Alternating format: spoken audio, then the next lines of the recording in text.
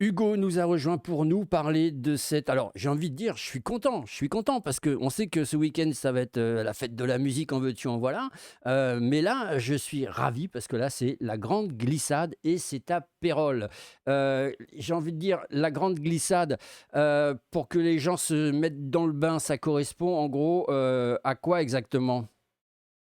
C'est une course de caisse à savon, tout simplement. On a juste fait un petit nom, pour le côté, naming, mais c'est une course de caisse à savon entre l'esprit Red Bull et le côté sportif, puisque c'est une discipline, sportive à part entière avec sa fédération.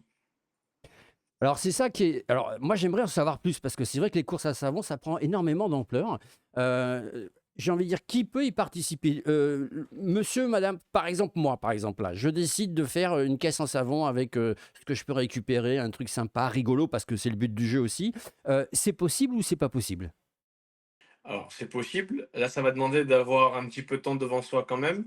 Je pense que c'est au moins une dizaine d'heures, entre 10 et 15 heures pour faire une caisse à savon à peu près correcte, puisqu'il y a quand même un règlement, hein. Il faut pouvoir faire, un châssis, donc une ossature de base pour être assis sur quelque chose de solide. Pouvoir freiner et avoir une direction, donc ça, c'est les règles de base et ça demande en général, pour ceux qui savent pas faire, ouais, 10 heures de travail ou alors d'acheter une base déjà faite et sinon, oui, tout le monde peut participer, il y a juste des faut juste pouvoir la construire ou l'acheter. Parce que ça peut s'acheter aussi?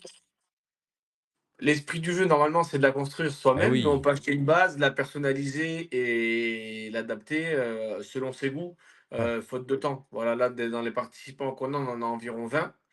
Il y a un petit peu de tous les profils. Il y en a qui en ont déjà toutes faites achetées, très, très axées sport avec de l'aérodynamique. Et on en a qui sont vraiment originales et craftées à l'image des propriétaires. Et oui, non, mais c'est ça qui est sympa, c'est que c'est complètement fou. Moi, j'ai eu la chance d'assister, à une descente comme ça qui avait lieu, si mes souvenirs sont bons, à Saint-Mathieu, et c'est absolument, délire. Alors c'est vrai qu'il y a un parcours pour les organisateurs comme parce qu'on rappelle que tu es quand même l'organisateur. Pour les organisateurs, comment ça se passe? Ça veut dire qu'il faut réussir à trouver une pente suffisamment longue et dans cette pente-là, il va falloir, réaliser plusieurs obstacles?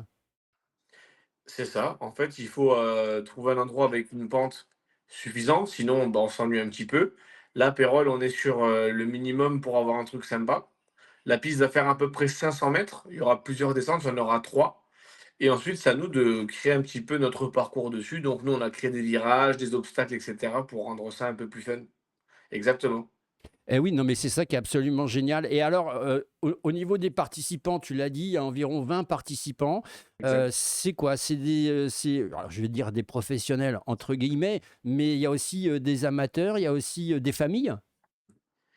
Alors, je dirais que sur la vingtaine de participants, j'en dois un peu plus de la moitié au comité Gravity, qui est le comité qui représente le Gard, la Lozère et l'Hérault maintenant. Donc là, c'est entre guillemets des professionnels, c'est des gens qui ont une caisse et qui font plusieurs courses à l'année. Et je dirais que sur Pérol, j'ai 6 à 8 personnes qui ont joué le jeu de créer une caisse ou de trouver une caisse pour l'occasion et de la personnaliser. Et ensuite, on a aussi quelques sponsors qui ont fait une caisse pour l'occasion, comme Montpellier Hérault par exemple. Ça va être sympa ça, je pense. La caisse de Montpellier-Hérault, là, ça peut être vraiment sympa. Est-ce que toi, toi-même, tu as une caisse à savon? Alors, nous, on en a fait une en tant qu'organisateur. Moi, je n'aurais pas le temps de la conduire avec l'organisation, mais bien sûr, on en a une pour l'occasion qui va rouler pour la première fois.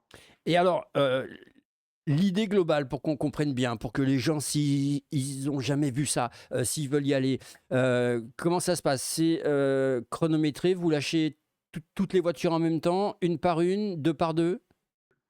Alors, c'est une par une dans toutes les courses de caisse à savon pour des raisons de sécurité, hein. C'est un peu le système de rallye. Ouais. Il y a des courses chronométrées et non chronométrées. La nôtre est non chronométrée. Ça nous a permis de mettre un parcours un peu plus, on va dire loufoque, un peu plus original.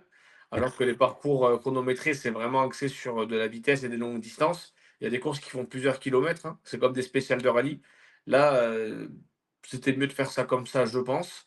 Et donc c'est les caisses sont une par une et il y a 3 descentes. Donc elles descendent une fois, 2 fois, 3 fois et le but, c'est de prendre le parcours en main pour maximiser, son approche et sa vitesse. Et Hugo, ça arrive que des, caisses à savon, finissent leur jour, au moment de la descente? Malheureusement, ça arrive à chaque fois, ça fait partie du jeu. Alors, dans les événements Red Bull, par exemple, qui sont les plus connus, les plus appréciés, Il y a à peu près la moitié des caisses à savon qui se cassent la gueule. Là, vu qu'on a beaucoup de participants, entre guillemets, «habitués» et professionnels, elles sont plus solides. Mais encore la semaine dernière, il y en a eu une dans le Gard et il y a eu malheureusement je dirais 4 ou 5 voitures qui ont, cassé, dont une qui a fait un tonneau, quoi. Donc ouais, il y a toujours un peu de spectacle et d'adrénaline. Tant que le pilote se fait pas trop mal, ça fait rire tout le monde et tout va bien. Et alors justement, on parle sécurité, alors je suppose que même pour, toi organisateur au niveau quand je dis toi, c'est toi et ton équipe bien sûr parce que Mmh. tu es pas le seul. En termes de sécurité, il faut faire là aussi un gros travail avec, je suppose, délimiter bien la course, protéger les spectateurs qui vont, assister à cette course? Exactement, là, j'ai à peu près une quinzaine de bénévoles qui vont venir nous aider sur l'événement. Après nous, on a notre équipe aussi en interne, donc on sera une vingtaine. Et ça va nous permettre donc d'installer le parcours, donc des ballots de paille, des pneus, comme pour un circuit pour, amortir tous les endroits où il y a des risques. Ensuite, on a des bénévoles qui seront sur le circuit avec des sifflets pour faire de la prévention dès qu'une caisse descend pour que personne ne traverse à ce moment-là. Mmh. Et ensuite, on est parti sur un circuit original, mais on n'a pas non plus pris des risques totalement fous pour qu'il y ait des accidents à chaque descente. Il y a des petits sauts, des petits obstacles et cetera, mais ça reste des choses, affrontables sans trop de risques. Voilà, il faut jauger le rapport entre l'adrénaline, le plaisir et le risque, et la possibilité de blesser quelqu'un. Et il y a une spécificité, par exemple, lorsqu'on conduit une voiture, il y a un nombre de personnes qui peuvent monter à bord, 1, 2, 3, oui, ou pas du tout, ou c'est libre? Alors, ça dépend des courses. Généralement sur le comité, selon les catégories, c'est une personne, sauf quelques catégories spéciales où ils peuvent être 2. Nous, on a 5 équipages de mémoire où ils seront plusieurs, et il faut juste respecter un poids maximum, une longueur et une largeur maximum parce que au niveau de la largeur de la route, il faut pas non plus que ce soit trop risqué.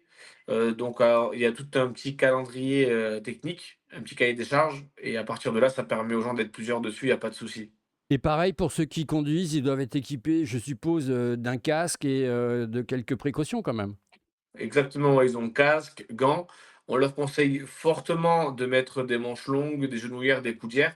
Comme ça, en étant bien couverts et bien protégés, même s'ils sortent, ils se font pas trop mal parce qu'il y a pas de suspension sur ces voitures-là. Mais à part ça, ça reste pas hyper dangereux non plus, donc ces précautions de base, suffisent à réduire suffisamment les blessures. C'est la combienième que tu organises maintenant? C'est la première. Ah bah voilà, c'est là qu'on sent un petit peu le stress de la première. Voilà, ça fait plus de 10 ans qu'on fait de l'événementiel, on a organisé des choses dans les jeux vidéo, dans le gaming, dans le sport. J'ai Ouais. toujours été fan de caisse à savon, je suis allé en voir plein de fois. J'ai jamais pu le faire et puis un jour, le maire de Pérols, était au restaurant et moi aussi, on a discuté, j'ai dit: «J'adorerais faire ça». Il nous a gentiment dit: «Beh, écoute, à Pérols, ça nous semble possible, on peut t'aider». J'ai envoyé un mail et le service festivité a été aux petits soins et nous ont permis de faire ce bel événement. Puis on a trouvé pas mal de petits sponsors, de petits partenaires, locaux. On a mis une buvette, au départ, à l'arrivée, donc en faisant tout ce petit circuit, normalement, on devrait réussir à pas perdre d'argent et à amuser tout le monde. Et oui, non, mais c'est ça qui est bien. Alors, on précise quand même que, pour le spectateur, je suppose C'est que gratuit. c'est gratuit, voilà. Mmh. Et oui, et puis, c'est ça qui est aussi très, très sympa. Pour les participants, il y a une participation, de 20 €, et puis, Exactement. il y a des lots à gagner, paraît-il? Alors, on a essayé de faire ça, du mieux possible pour se différencier un peu des autres courses à savon. En général, qu'on finisse premier ou dernier, au mieux on a une bouteille de vin et une médaille. Là, on a appelé plusieurs partenaires pour avoir des lots à gagner. On a réussi à avoir plus de 1 000 € de lots à gagner. Eh oui. Ça va, de bouteilles de champagne, de tenues de l'événement. On a fait des tenues exprès pour l'événement, à des repas pour 2 personnes au Cuve Gourmande ou à Eurotel, nos partenaires. Mais nos autres partenaires nous ont permis de faire gagner des cadeaux un peu plus original. On a notamment Montpelliero qui fait gagner un maillot dédicacé de toute l'équipe. On a des places pour la reprise de la saison et quelques objets de merchandising du club. Il y a de On a quoi aussi faire. avec voilà, il y a de quoi faire avec Carrefour. On a aussi, ils font gagner une machine à café, un blender, un air fryer. On a un sponsor qui nous met à gagner des boissons énergisantes. Donc on a pas mal de choses pour qu'il y en ait un peu pour tous les goûts. Et tous ces cadeaux-là, c'est pour, les participants ou c'est aussi pour les spectateurs? Il y a un tirage au sort? Comment ça se passe? Alors il y en aura quelques-uns à gagner pour les spectateurs, mais l'essentiel des cadeaux seront pour les participants. Donc ça va être, il y aura des petites épreuves à chaque descente et Ouais. il y aura aussi un classement général et l'essentiel sera sur le podium. À chaque descente, il y aura des petits cadeaux à gagner selon les défis et les spectateurs auront quelques cadeaux à gagner. Ce ne sera pas les cadeaux les plus impressionnants, mais ils peuvent aussi gagner des cadeaux en venant juste voir l'événement, qui, je rappelle, est gratuit pour eux. Et oui, en tout cas, voilà, c'est une grande première pour Hugo et son équipe pour la grande glissade. Le mot, le titre est bien choisi. Vous avez bien entendu la grande glissade. Là, on part à l'aventure. J'espère qu'on va suivre ça de très près. En tout cas, on vous le conseille. C'est le petit coup de cœur d'HTV. Parce que moi qui ai eu la chance d'y assister une fois, c'est vrai que on passe vraiment un super moment. On se marre aussi beaucoup parce que c'est spectaculaire. Et puis, suivant la forme du parcours, c'est là aussi que ça peut être vraiment absolument génial. En tout cas, c'est un parcours qui va être surprenant, paraît-il. On va peut-être le découvrir. Et vous savez que si vous voulez faire gagner un reportage télé à notre ami Hugo et toute sa bande, il vous suffit de voter le chiffre en haut à droite que vous voyez qui s'affiche. C'est le chiffre numéro 1. Merci beaucoup, Hugo. Avec plaisir, merci à vous. Cette interview vous est présentée par C'est un art que j'aime et qu'en pensez-vous les seniors?